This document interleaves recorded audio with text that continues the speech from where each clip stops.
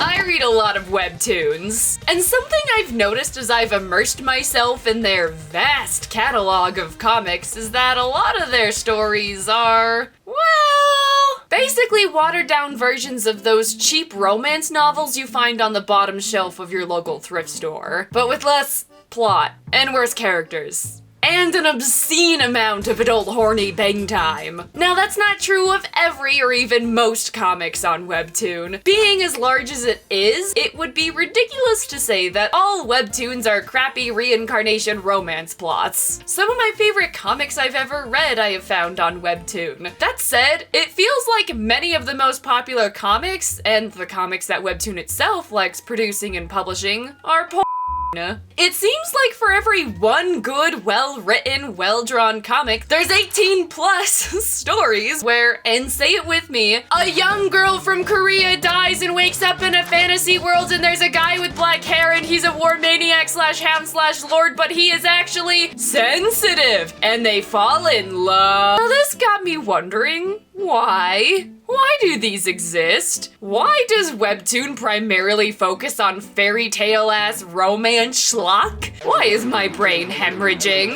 Well, the answer is simple. These comics do extremely well. Webtoon knows people will read them because everybody loves seeing two generic people fall in love for no apparent reason. Or do they? If there are provably good and bad comics on Webtoon, why does Webtoon choose to promote trash over the treasures? Do terrible romance comics really naturally rise to the top, or does Webtoon choose to promote the softcore porn because they know it'll be tantalizing to their young user base? Well, I plan to find out. But first, a word from our sponsor. This video is brought to you by You in the Mirror. You in the Mirror is an independently created fantasy drama about a high school boy named Edgar Vera. In his world, there are two different types of people, reflectives and non-reflectives. Reflectives are people who can see another's true person through their reflection in the mirror, or any reflective object you can find. Edgar, however, tries to block this part of himself out as much as possible, finding the constant bombardment of hearing people's true intentions and thoughts and desires extremely overwhelming. But after a traumatizing incident at school, Edgar starts to wonder if there's a way he could help others by using his gift. With newfound friends, will Edgar be able to accomplish his goal? I personally found the mystery that the creator built and drip feeds to us very addicting. I can't help but feel sucked into the world and story as soon as I tune in for each new chapter. I'm so excited to learn about the characters and their backstories and the world, and I'm very excited. I think it's a really, really unique story. Another thing I really love is the art of You in the Mirror. Every panel was so well done, from the grayscale to the backgrounds to the background characters. You can really see the effort that the creator has put into the artwork, and it's genuinely so gorgeous. If an independently created fantasy drama is something you are interested in, be sure to check it out on Webtoon or Tapas using the link in the description down below. So here's the plan. I'm going to make two comics and pit them against each other. One good and one bad. In order to quantify what is bad, or in this case Webtoony, I made a list. I have covered a lot of bad Webtoons on my channel in both videos and live streams, and I have identified some of the most egregious tropes and characteristics you are bound to run into on the Webtoon homepage. The first thing on my list is probably the worst and unfortunately the most common trope offender out of all of them, and that is gratuitous sex. One of the best examples is from a comic I'm kind of obsessed with now, The Savage Proposal. When Lord Taiwakan invades the kingdom of Nock, our protagonist Lini Arsak sits down to negotiate giving up her kingdom. She's afraid of him, doesn't want to marry him, so she decides she's gonna pretend to be pregnant with someone else's child to dissuade Lord Taiwakan from trying to marry her. Then, while all that's happening, mid-negotiation, she randomly starts to imagine the two of them f***ing on the table.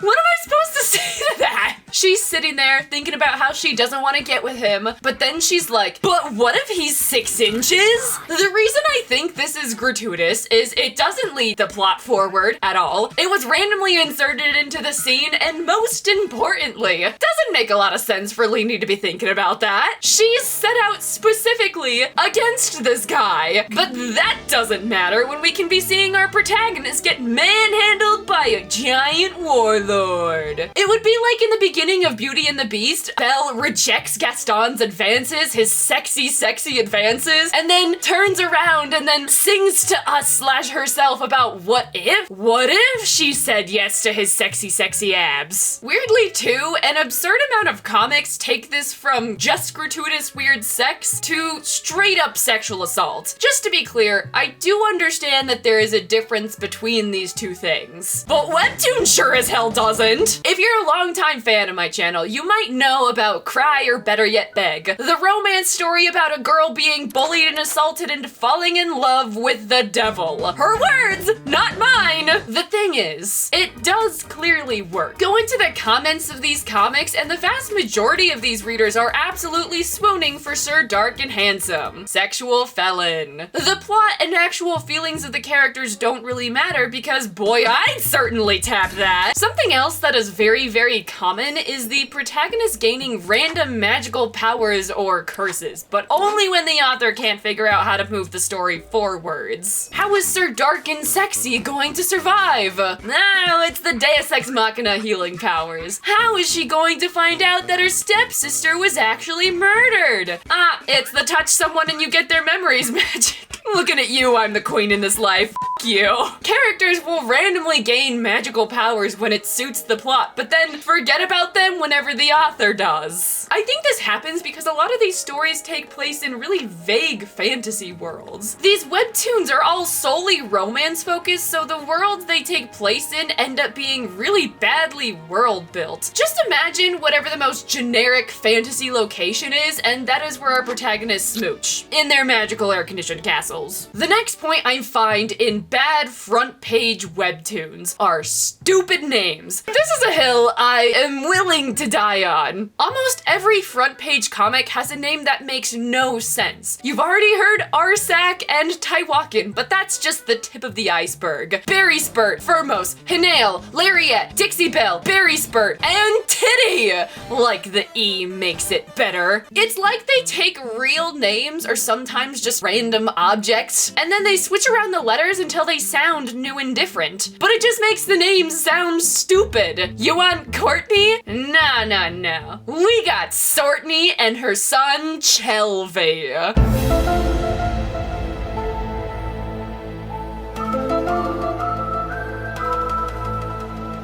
Next up is some form of nobility. The rules are different for every story, but you better believe that our girl is gonna wear a fancy dress and get away from being poor. Yuck! Poor? Ew! I think a lot of this stems from like classism? Obviously, a lot of these webtoons are wish fulfillment, and who wants to be poor? Unfortunately, I think this can actually make characters become really unlikable. Like the character Zelda von Trova from The Acting Empress still spends the first night. An ordinary bath maid is whisked away to become the acting empress of the Raffian Empire. In chapter 1, she's an ordinary human being. Then, after getting a taste of that sweet washing machine money, she spends like the next 14 chapters telling off the lower classes. It's been less than a week and she is already talking down to the poors. So my webtoon masterpiece needs nobility. Up next, exposition. I gotta be honest, I think we all understand that over-exposition really kills a comic. Obviously, every story needs some level of exposition. It's in a fantasy world. I don't know what's going on. I would like some way to know what's going on. What I wouldn't like is the main character taking my hand and slowly guiding me through the tax tariffs on coal mines for 3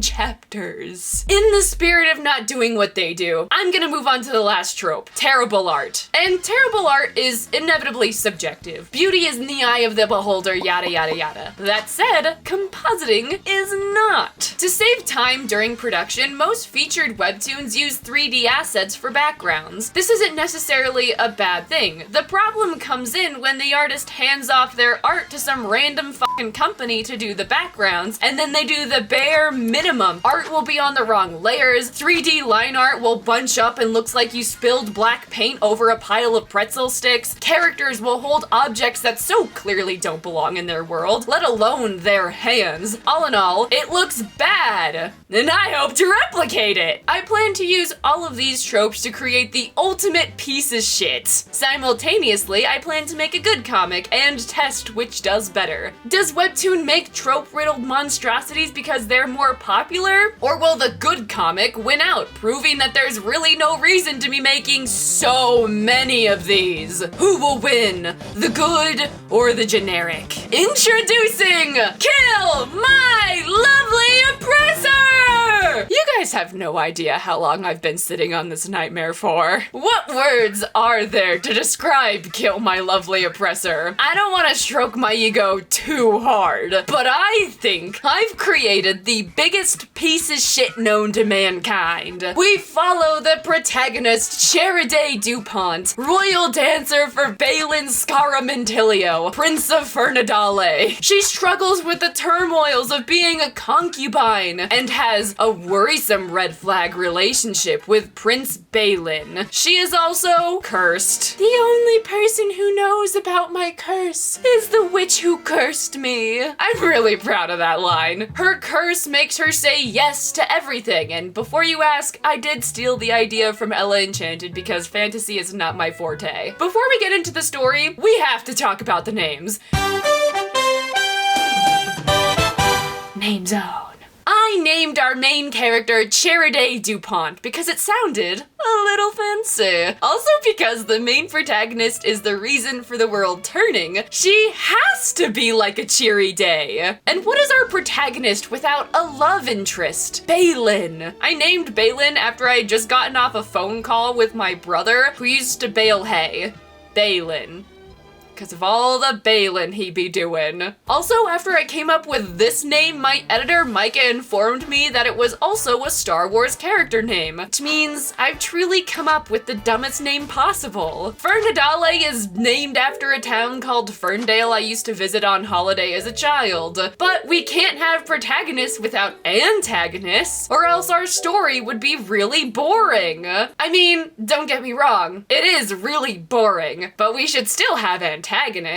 Introducing Devin Shaquette. Devin, I know it's a real name, based on an inside joke my chat came up with during a live stream of reading Baby Tyrant. You know who you are. But Shaquette, I believe, is the French word for jacket. I don't actually know, but it's funny either way. Don't look it up. And our main boss bitch is called, drumroll please, Bathsheba.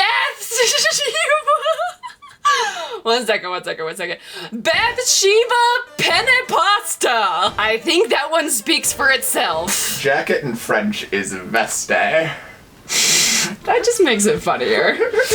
And no one in the comment section said that Penepasta was a weird last name. They are all ruled over by King Scaramantilio. Again, I gotta be honest, I couldn't think of a kingly name, so I googled the word king, and the Sacramento Kings popped up, and I figured, yeah, I can work with that. Like any good webtoon, 90% of Kill My Lovely Oppressor is monologued exposition. We meet Cherry, and she talks about how bad her life is. Then we flash back and she meets Devin and she talks about how bad cursed life is. Then we flash forward and she talks about how bad her life is. Could this story have been told without the use of narrated exposition and over-explaining? Absolutely. That said, one of the main rules of storytelling is show don't tell. Rather than having a character just tell you something about themselves, as an author, you should in some way, either visually or through dialogue, show that about them. So with that in mind, Kill My Lovely Oppressor solely tells. A form of exposition I always find that bothers me is narrating who you are talking to, rather than just having the character say, "Hello, Devin." Bad webtoons will have an inner monologue introduce every character by first and last name. When I see someone I know, I typically don't think, oh, there is my editor and brother-in-law Micah. He edits my videos for me, audibly in my head. That's not normal, I don't think. Now, I still wanted Cherry to be somewhat of a relatable person, so I showed her to be a good dancer and passionate about orphans. The true mark of relatability. Yeah.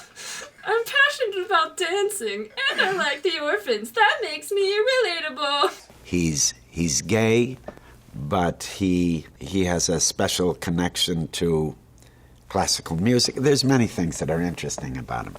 I also made her a poor person bastard child. Why did I do this? Alright. The funny thing is, I think I accidentally stumbled into doing all of the same things that the shitty comics do. She doesn't really come off at all as relatable, because all of these things are eclipsed by her instantly being swept away to be a concubine to Prince Balin, making them pretty unimportant to her character. All we need to know is that the nobility system is now in place, and Cherry is a royal dancer, and boy do you wanna be her. It gets better. She also has sex with Sir Dark and Rapey. I honestly think one of the driving things that pushed me to try this experiment is how many of these bad webtoons promote blatant sexual assault. I've read multiple comics that build their main romantic relationship on characters that start with sexual assault, and more often than not, the story does little, if nothing, to actually address it. There's so many examples, it's hard to name examples. When I was drawing and writing, I specifically pulled up and referenced the comics I'm the Queen in This Life, Lore Olympus, and the Remarried Empress, all comics infamous for kinda a bumbling handling of sexual assault. Now, they're all on the spectrum of how bad they handle the topic. I actually kinda found Lore Olympus comforting, as it was one of the first stories I had read that showed the topic, and it didn't show it in a good light, and led me to take action and help myself for the better. But I think Lore Olympus is the epicenter of where this problem initially started. Because it got so popular, other stories looked at it and asked why it got so popular, eventually landing on the sexual assault topic. So, Johnson, what's the scoop? What's big with the kids these days? Rape. 100 rape comics on the presses! Stat! You know, you joke, but I don't think Webtoon does. The issue with this line of thinking is that the reason Lore Olympus did better than others is that the rape was not portrayed as a good thing and was not committed by one of the main romantic leads. If you're writing romance, you should not have the characters assaulting each other, because that's not romantic, buddy. Nobody likes that. So in Kill My Lovely Oppressor, I have Cherry giving us a monologue about how much she hates Balin because he sexually assaulted her and made her into a concubine. Hence the title, Kill My Lovely Oppressor. Inspired by comics like Cry or Better Yet Beg, at the last moment, Cherry stops her plan of killing her lovely oppressor because she actually loves him. So while I was drawing, I knew I had to be careful, as I wanted my comic to avoid being rated mature, as comics like Lore Olympus, Cry or Better Yet Beg at the time, and I'm the Queen in This Life are all rated young adult. In order to try and stay in the line with Webtoon's terms of service, I specifically went to these Webtoon published and promoted comics to see what they considered acceptable. So I made sure to directly reference non-mature labeled Webtoon original panels to show no more or no less than they were willing to. Originally, I was planning on labeling my comic young adult and calling it a day, since that's what comics I had based Kill My Lovely Oppressor on were rated. But since it's been a while since I've actually posted on Webtoon, I didn't realize that there was a different way of rating your own comic. Rather than just labeling your comic as mature, young adult, teen, etc., they have a questionnaire for you to fill out. There are 6 different sections: violent and graphic content, nudity, sexual content, profanity, alcohol, drugs, tobacco, and sensitive themes and topics. Now, really the only sections that apply to Kill My Lovely Oppressor are nudity, sexual content, and the sensitive themes section. Now, okay, I took the rating system pretty literally, which might have been on me, but the rating system is so broad I feel I had no other choice choice but to take it as literally as possible. The 4 options they gave me to choose from the first section nudity was no nudity, characters in minimal clothing, specifically labeled non-sexual themes, comedic nudity, or fan service panels. Maybe I'm just stupid, okay? But none of those options fell under what Kill My Lovely Oppressor did. Obviously, there was nudity, so the first option was out. There are sexual themes, so the characters in minimal clothing labeled non-sexual wasn't correct. Balin and Cherry having sex wasn't for comedic effect, so that option was out. And the panels weren't drawn in a way to be fan service. Eventually, I landed on the second option, since it seemed to fit the best out of all the options. Looking back, maybe I should have put fan service, but I don't think it's really fan service. I'm not servicing the fans here. I'm actually still really confused. The more I talk about this one, the more I don't know if I labeled it properly.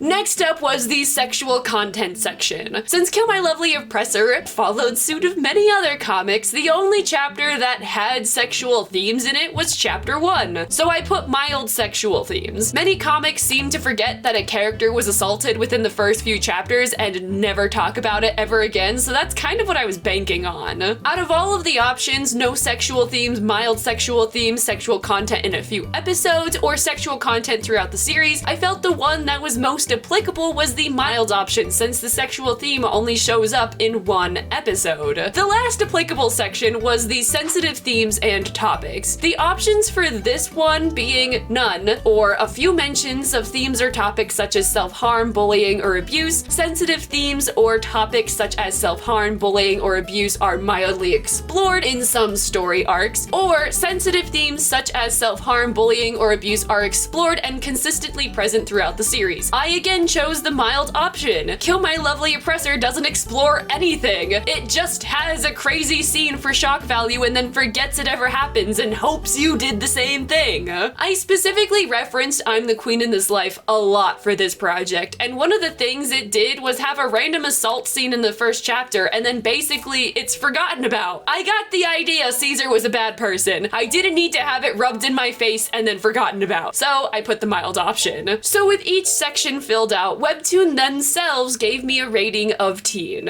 So when my chapter actually went public, I thought I would be in the clear, since I was literally doing exactly what Webtoon themselves were doing. And I was. For 2 weeks! One day, I opened up Webtoon to look at my masterpiece, only to be shocked and appalled that episode 1 was just gone. Which, quick side note, is extremely frustrating as a creator. If you're gonna take it down, take all of it down. No one's gonna start a comic on chapter 2, Webtoon. Hello, Salty Sea Pirate. We are writing to inform you that episode titled Episode 1 from your series Kill My Lovely Oppressor has been removed for violating our community policy due to unsuitable content for teen content rating. You can review our community policy here. Just a quick side note, that takes you directly to their terms of service, which I did reference. If you would like to appeal the removal, please contact us at creatorsupport@webtoon.com and provide more information about your episode and series. Alternatively, please let us know if you have modified the episode. We would be happy to review it and restore visibility. So I read this and thought, yeah, that's fair. It is pretty sensitive content. So I figured surely they also took down the panels I directly referenced. So I went to check. Lore Olympus, I'm the Queen in This Life. But funnily enough, they're still up and still labeled young adult. Funny, it's almost like that's massively hypocritical. Hey kids,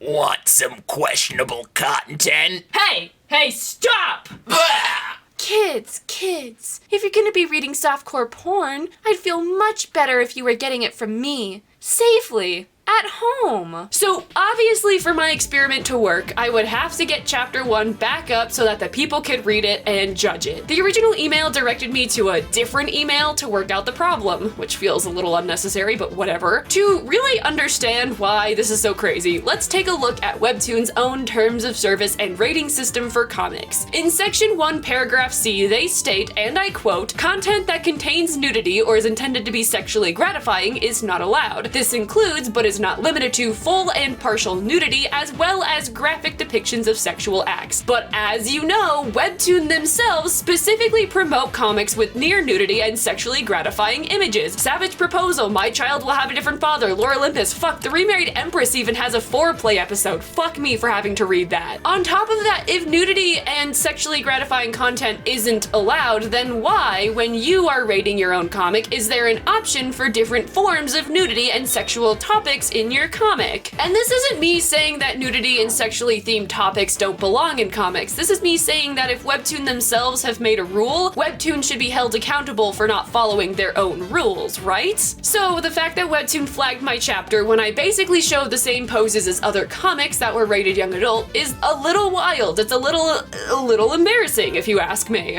So I emailed them back, and after some back and forth, I got the reason my comic was taken down. Thank you for reaching out. On review, it looks like the episode was removed due to unsuitable sexual content for a teen rating, including depictions and dialogue regarding compelled sexual servitude and themes of non-consent. In order to be restored, that content would need to be revised or the content rating of the series changed to young adult. Now there's a few things I'd like to unpack here. I'll start with the rating they suggested for me being young adult. You might have noticed from screenshots that my comic is actually labeled mature. This is because while I was trying to fix the issue, I was told to readjust my questionnaire into fitting what happens in the comic, which it already did, but whatever, I guess. And while I was in the middle of doing that, my comic was automatically changed from teen to mature, skipping right over the suggested young adult option I was told was appropriate for Kill My Lovely Oppressor. Now, I'm starting to feel a little gaslit here because while I was uploading all those chapters, I swear to you, you had to specifically talk to Webtoon in order to have a mature rating in the first place, which means a real person has to look at your comic and give the rating. It seems the rule has changed over the last few months or something, because now anyone can give themselves that rating, but I wasn't given the option to move my comic to the young adult status. It just moved to the mature rating without me doing anything. I've tried to fix it, but there is literally no option for me to move the rating myself like I had done before, other than emailing a person, but since someone has already deemed it as mature, I don't think I have a very fair chance at that. The reason this is crazy is because if a person has to rate comics and decide something like Kill My Lovely Oppressor is mature because of the aforementioned indentured sexitude and nudity, wouldn't they then think that the other promoted webtoons should fall under that umbrella? I get that I was going for young adult, and then Webtoon was like, okay, based on your questionnaire, you get a teen rating. And I go, okay. And then they go, actually, wait a second. You should have a young adult rating. And I go, okay. And before I change it, they take it to mature, and then they go,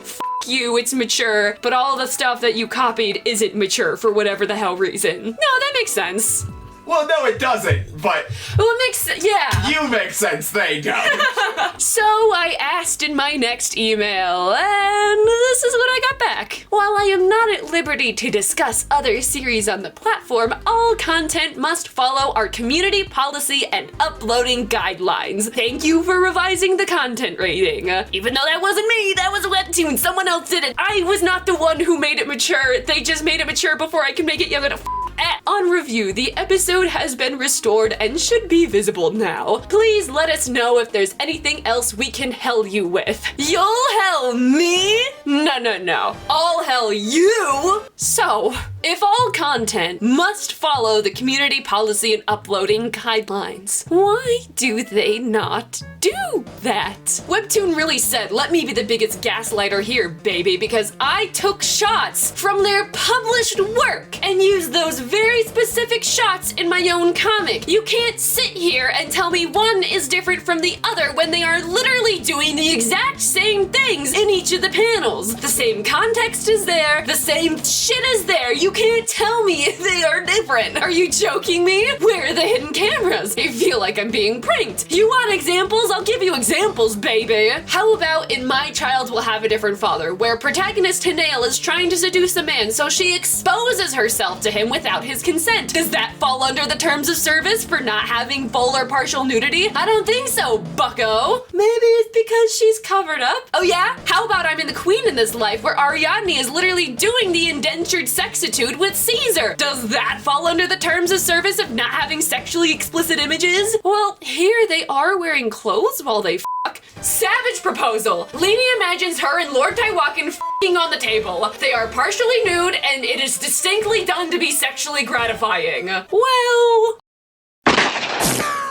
all I'm saying is that Webtoon should take a little accountability for being the biggest hypocrites I have ever seen. Have the rule, don't have the rule, but make a f***ing choice. Webtoon is just lying to you at this point. Okay, back to Kill My Lovely Oppressor. Art. You may have noticed that the panels of Kill My Lovely Oppressor have a certain look to them. That look is bad. Now, I initially wanted to go for that generic ass anime art style that most manhwa go for, but when I tried to do that, I accidentally just kind of did my own art style, but with slightly worse proportions. And I mean, technically, that was the goal, so who really is the winner here? Nobody! I feel like a majority of Webtoon artists are quite good at art. Like, I'm not just like, man, these guys suck. Unfortunately, due to harsh deadlines and lack of control over anything other than the character art, with the backgrounds and hell, probably a lot of the extras and clothes being done in 3D by a separate entity, the end product ends up looking not great. I also tried to have a chapter that was full of feet shots because for whatever reason, the bad Webtoons always flash their feet at you. The next step was to send off the kinda shitty sketches with the finished people art to someone who has no idea what's going on. I basically sent them to my editor Micah with the barest bones notes on what to do and let him fill in the gaps. So with a brief interlude on that, here's Micah, the guy who did this. Here's how to make terrible Webtoon backgrounds in easy steps. 1. Go to sketchfab.com. Free 3D, grab it, plunder it, throw it in your 3D platform of choice. Mine's Blender. 2. Put terrible line art on it. Slather it, make it suffer. The more lines, the better. 3. Put it behind your guy. Look, there's the guy. Look how well they mesh with the background. 4. They don't. 5. Maybe make the color match or give him a shadow. I don't know, get goofy with it. 6. Show your boss, her words, not mine, and have her tell you to add roses, more roses. But Micah, you ask. Hi, I'm Micah. Hi. What do you do when your boss, and again, she called herself that and is in the room with me when I'm recording this. Hi, I'm boss. Tells you, oh, I don't know, just make a dance room scene. What do you do then, Micah? I can't draw, but luckily for me, you don't have to. Just go to the fine website Acon 3D and spend $3 American on Nobility Party Goer Asset Pack. Don't matter that you only got 5 people, just spread them out. Realize you care slightly more than the faceless corporation these backgrounds at. Add floor reflections in Photoshop, sleep well at night, then send it back to Maddie. Here's Maddie. Now that I had gone through the nightmare of putting the bad comic together and getting Webtoon to actually allow it on its godless website, I thought I could just sit back, relax, and work on the good comic. I was honestly really excited about getting to work on that because after a long day in the YouTube mines, I really enjoy sitting down and working on comics. That said, I found myself stressed. The good comic featured protagonist Remy, who also couldn't say no to any request. She meets an old woman and they bond over crocheting, a hobby I was really getting into at the time of writing it. As I was working on it, I realized I kinda hated it. I set out to make a good comic, and while technically I was more happy with the art and pacing and characters for the good comic, if you look at it, it looks sterile and sad and not really like I was enjoying myself, because I wasn't. While I do love crochet and I do love unlikely matchups for characters, I found myself so afraid and stressed trying to make something that other people would find objectively good, I kneecapped myself. I ended up making 2 comics. One where I was frankly having a blast coming up with stupid ass names and seeing how many panels I could put feet into, and the other where I was just pulling my hair out and trying to make something that I wasn't really vibing with because I thought it would just be good. This is where I must confess, I did not in fact draw 2 comics. I drew 3. Because I'm f***ing crazy. I hate myself, apparently. Like and subscribe, this took like over a year. Woo! You're a lot like the Joker from the movie Joker. I'm a lot like Joker from the movie Joker if he made a good and a bad webtoon and then made 2 different good webtoons. So true. So relatable. Introducing the third comic, the one I actually published alongside Kill My Lovely Oppressor, Suburban Coyote. So as many of you know, I grew up in Arizona and often fondly think back to how much I love and miss it. I have a lot of happy memories and positive emotions about Arizona's natural wildlife that I wanted to draw about. Specifically, the moment that sparked my desire for creating this is a time when I was 17 and driving home late one night and a coyote ran across the street. My personal headcanon is that it was crossing the street to eat donuts that the Duncan had thrown out for the day. I have been thinking about this coyote for years now. It's been damn near close to a decade, and I have always wanted to draw them. I have to draw you. You're why cavemen painted on walls. Since I was missing the heat and landscape of Arizona, and since I was hating my crochet comics so vehemently, I figured a change of pace, writing, and art style was damn near a necessity. Most, if not all of the chapters are based on specific memories I cherish as a child, minus the random coyote appearing. I want to note, I was not a coyote as a child. I was a human. I am a human. Ow, ow!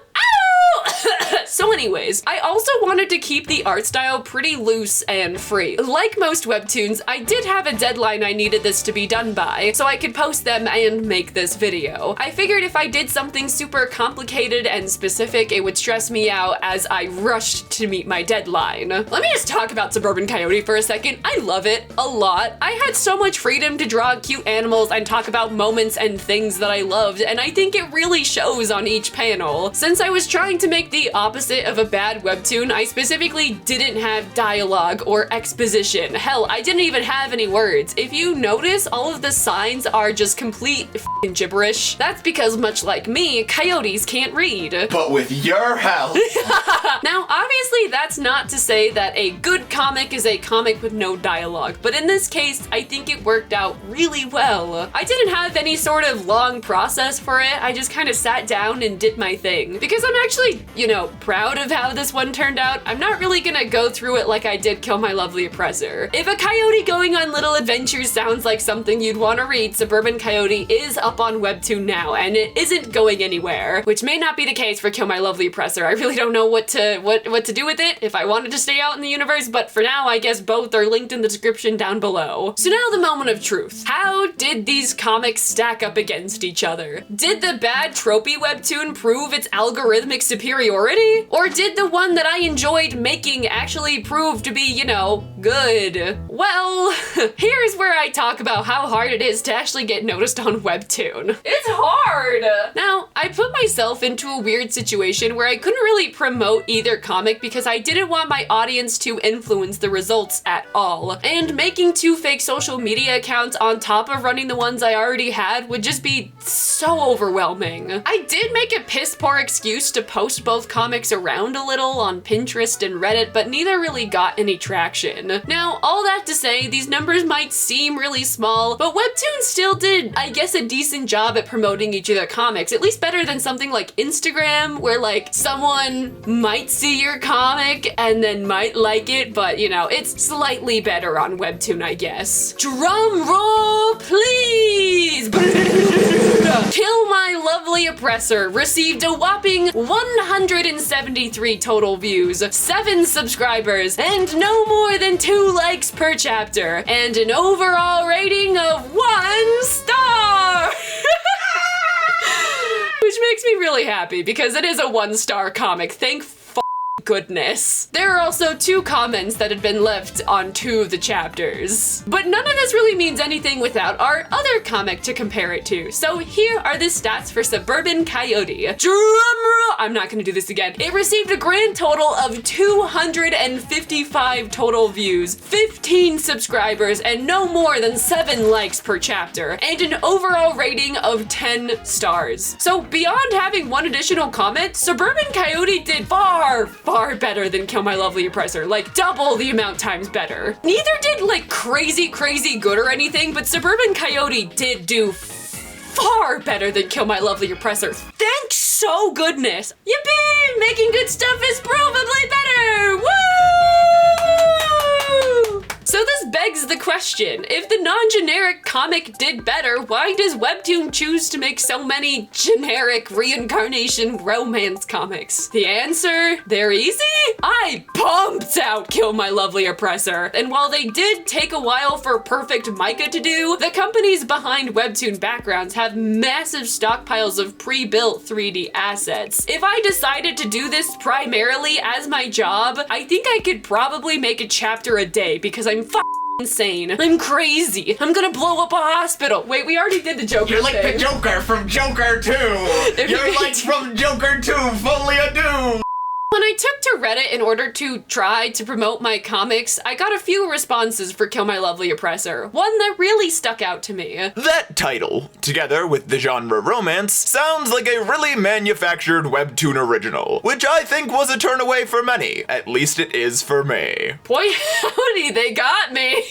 I will say, it was genuinely nice to see out in the wild beyond my channel that I am not alone. That I am not the only person severely bugged by the mediocre Webtoon homepage romance genre. While I initially set out to prove that Webtoon was a place that wouldn't be good to post your heartfelt and beloved stories since it was gooped up by all of this, I sort of came to the realization that your good comic would do better, provably. Rather than try to push and shove your way into being noticed by competing with stories that are similar to what Webtoon promotes, doing something you actually like and care about does better. I don't think you should break your back working on a comic you think someone else might like to read or enjoy. Because while it was funny to draw feet and name a character after a pasta, it was tedious and long and obnoxious, all for an end product that I personally was not proud or happy with. Hell, I'm a little embarrassed to put my name on it now. But if I'm being honest, like really